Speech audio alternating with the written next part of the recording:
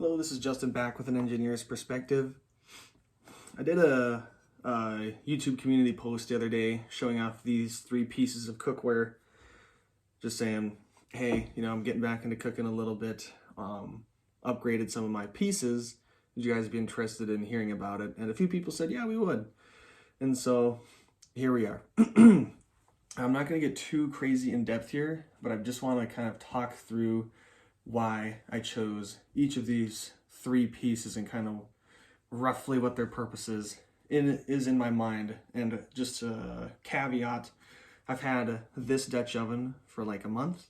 I've had the mineral beef for like 2 weeks. And I've literally had this Demeyere Industry 5 for like 5 days. So keep that in mind. We're not going to so much talk about the performance of them as we are going to talk about the concepts of why I chose them, and go from there. So to kind of tee things up, what's my style of cooking right now? First off, I'm not an amazing cook. I'm not a chef. I just cook at home. My wife does most of the cooking now because by the time I get home from work, she's like, nope, you take the kids, I'm doing this. So she's the primary driver of that. But I do enjoy it. I like playing around with flavors and learning the techniques and just deep diving everything because that's what I do. My style of cooking is I want to keep it as simple as possible. If the extra effort doesn't pay out, I'm not going to do it that way. And what I'm constantly looking for is, number one, I am always looking for the Maillard reaction. Obviously, there's times when you're not trying to do that, but I'm almost always going to be looking for that somewhere in the dish, for the appropriate flavor depth. And when I say Maillard reaction, I mean getting solid browning on whatever it is, generally meat, but whatever it is. I'm not saying your beef was pink, now it's brown. I'm saying it gets that dark crust brown that has all of the amazing flavors in it. So I'm always chasing that. Number 2 is I'm always looking for that sauce, whatever it's going to be at the end of it, and how am I going to get that emulsified into a nice, smooth, glossy sauce. And the 3rd is I'm always looking for kind of flavors and working them in at different times, red pepper flakes earlier, or maybe letting your pepper bloom in the oil as you're sauteing versus just adding it at the end, or just adding it at the end to get more of that kind of raw, awesome pepper flavor. Those are kind of the 3 things I focus on right now. And so how do these things play into that? Well, the first is focused on the Maillard reaction. We have a piece of cast iron here, which is extremely heavy. It holds a lot of thermal energy in there. And that's really the beauty of it, is when you're looking for the Maillard reaction, the key is the pan has to be hot. Generally, the Maillard reaction is happening around I think like the 160, 180 degrees Celsius, which would be like, 320 to 380 degrees Fahrenheit, probably, those ranges, roughly, is where this is going to be happening. So you have to keep the pan has to get hot and has to stay hot. I don't want a super thin pan that a second I put my vegetables in or put my steak in there, that's going to cool down and you'll lose the Maillard reaction. You'll just boil your meat and it's not ideal.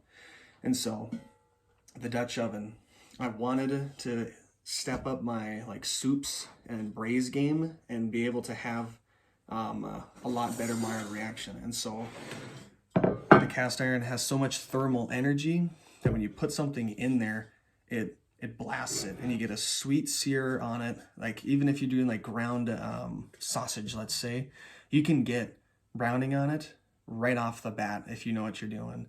And then, not only that, you've got this pot. And so you can then make yourself some Italian soup, some mock zuppa toscana from Olive Garden or whatever, something just basic like that. But the flavor profile is so different when you get that browning on your sausage. And not only that, but you will get fond build up in here. And that fond will go into the soup once you deglaze with the chicken stock. And it's just a whole other depth of flavor. And so that's why I chose a Dutch oven. Enameled Dutch oven, just for acidic ingredients. So if you want to do, let's say like a bolognese, you're gonna have wine and tomato sauce in there. You can't do that in cast iron. It'll strip it off. Believe me, I've done it a bunch of times, but I really wanted that. And also, versus like a stainless style Dutch oven, think like Demeyere has their Atlantis Proline stainless pots. I've heard they're actually not so bad as Dutch ovens, but shit, where was I going with that? I didn't want to stainless one, long story short. So anyways, oh, it's a little more non-stick. Yeah, this enamel, it's definitely in between stainless and like a carbon steel I've found, so I do like the enamel. So thinking lots of browning space in this 7-quart, so lots of space to do the browning. You have all the thermal energy to do some really good browning. You get fond that's sticking on there that's going to go into the soup. It can take the acidic ingredients, all that. That's kind of the purpose of this so far. And then the Staub has their kind of dimpled brazing cover, and it just helps the liquids precipitate instead of running to the edge and running down. So that is kind of the concept there. Up the soup game, very happy with that. Next up in line, actually we'll go this order. So this is a Demeyere Industry 5. So it's a 5-ply stainless steel pan. So it's stainless steel, aluminum, aluminum alloy, aluminum, stainless steel again. So that's aluminum in the core. I don't know if it's fair to call it 2 discrete layers of aluminum, if that alloy is really meaningful, but long story short is you've got a 3mm pan here in an 11-inch model. This one here weighs 3 pounds, 4 ounces. You're gonna have to just do the conversion for metric. And this compared to say like the all-clad series of pans, which I would love to buy all-clad, but none of them really suit my use case. I have an electric range, and that means on, off, and I really need something a little bit heavier to kind of smooth out those on-off cycles. And even the all-clad D5, which is their equivalent of this, I think their 12-inch is not even 3 pounds. And so for a smaller diameter pan, it is heavier than their product. And you've just got more thermal mass. And why do we care about thermal mass? Even out that burner, but also, like I was talking with this, Maillard reaction. When I put that food in there, it's gonna hold that heat up.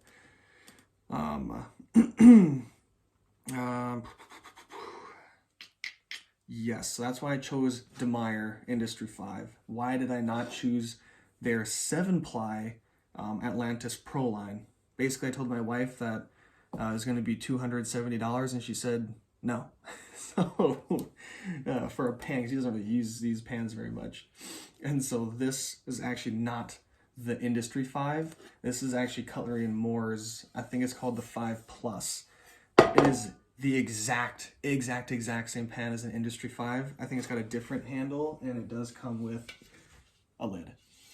It's on sale for $100, this 11-inch. So I scooped it up at that price because it was a good upgrade over the all-clad D3 is actually an equivalent, not the D3, but anyways. And it does much better so far with holding the heat for the Maillard reaction. Moderately better, evening out the highs and lows. The old one actually wasn't so bad. But what I really love about this is I'm getting kind of a pan that's still very maneuverable and lightweight. I can sear good, but the Leidenfrost effect is so easy to attain on this pan. You can actually see it's dirty. And if you don't know what the Leidenfrost effect is in this, is basically stainless steel sticks, right?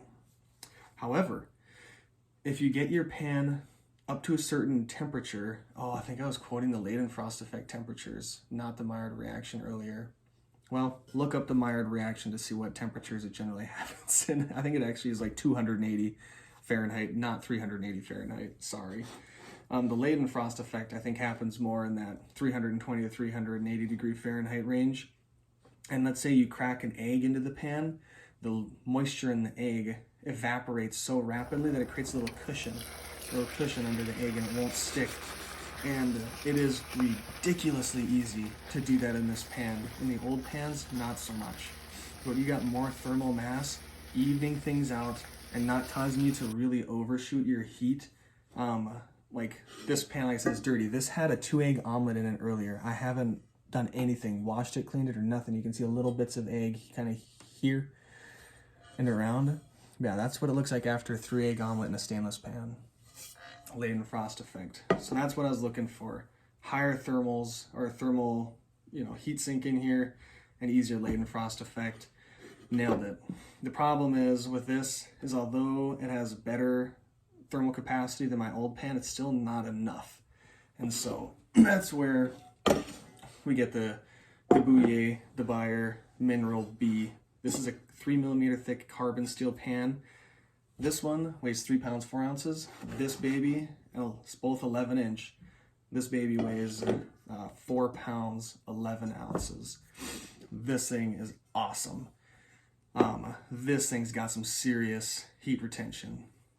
Still, I notice it's not cast iron level of heat retention, but it is. This is like perfect right here. I tell you what, it's heavy, but you can still maneuver it. It's got sweet heat retention, but it preheats so much faster than the cast iron. That was the other thing I forgot to mention. I wanted preheat speed on this guy. So it's much more maneuverable than cast iron. Preheats much faster. The heat retention is close enough, honestly, so far. And then what I want is a true kind of non-stick surface versus the stainless, where if you're doing really delicate stuff or you just don't want to fuss around with the laden frost effect, then this is like a go-to. Yeah, and that's pretty much the long and short of it, is basically, so let's say in stainless, you want the best stainless pan that exists out there, which is probably the Demeyere Proline Atlantis line of stainless skillets. You're talking $250 to $300. You basically get that same performance in this carbon steel pan, and I picked DeBuyer because they have the thickest one. Matte furs, I think, are 2.5 millimeter. This is 3 millimeter. And you basically get that ultra high level stainless performance in a $95 pan.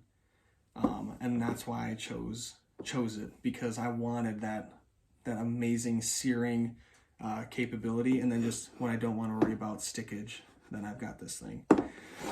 So I hope that was kind of clear. I kind of conceptualized it in my head and just, obviously went unscripted here. So yeah, that's kind of the thought. Browning and fond development in my soup game. More thermal mass and laden frost effect and faster preheating in my stainless game. Also, I just couldn't justify buying the Atlantis Pro line from Demeyere. And then really just top shelf performance at a budget price, and then a lot less fuss with non-stick things in the Mineral B. So yeah, I mean, to me, the best performer in here is honestly the Mineral B. It's a beast. It's awesome. I love it. But if you're working acidic ingredients, I'm probably going to be going this route. Or if I just don't feel like, whatever, worrying about reseasoning or whatever have you, go this route. And then just the Dutch oven for soups and braises. And it's been killing both of those. So really happy with the Dutch oven. Yeah. Any final thoughts? I do want to mention, I actually got the Dutch oven through like a work program where you kind of get like points to like buy things. So I didn't buy this with my own money. So that was very, very nice that worked out that way, because these are ridiculously expensive. So yeah, I'm under $200 in for some serious high class cookware here. So yeah, I hope that kind of makes sense. I'd love to hear your guys' thoughts and your own philosophies in your cookware. Obviously, this isn't the only stuff I've got, but these are the main drivers that I use right now, and intend to going forward. So that's all I've got for today. Have a good one. Bye.